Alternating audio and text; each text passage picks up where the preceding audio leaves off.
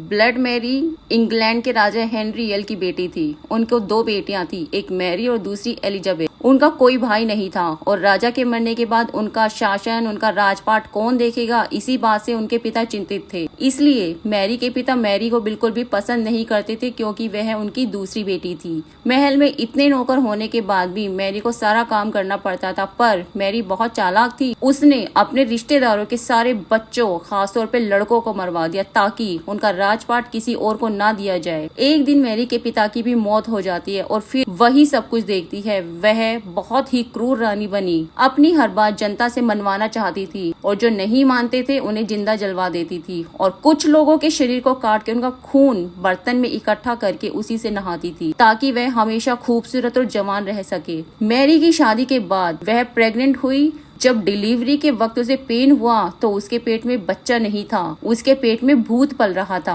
पर अगर बच्चा नहीं हुआ तो उसका राजपाट कौन संभालेगा, इसी कारण वह बहुत बीमार होती चली गई और उसकी दर्दनाक मौत भी हो गई। पूरे इंग्लैंड में ये बात फैल गई कि मैरी के पेट में बच्चे के रूप में एक नीले रंग का भूत था जिसे ब्लू बेबी के नाम से जानते हैं। या उसके बाद इंग्लैंड में लोगों की मौत होने लगी और जो भी लोग रात को शीशे के सामने ब्लडी मैरी का नाम 3 बार लेता या याद करता तो वह उसे शीशे से निकालकर मार देती और तभी से उसका नाम ब्लडी मैरी रख दिया गया।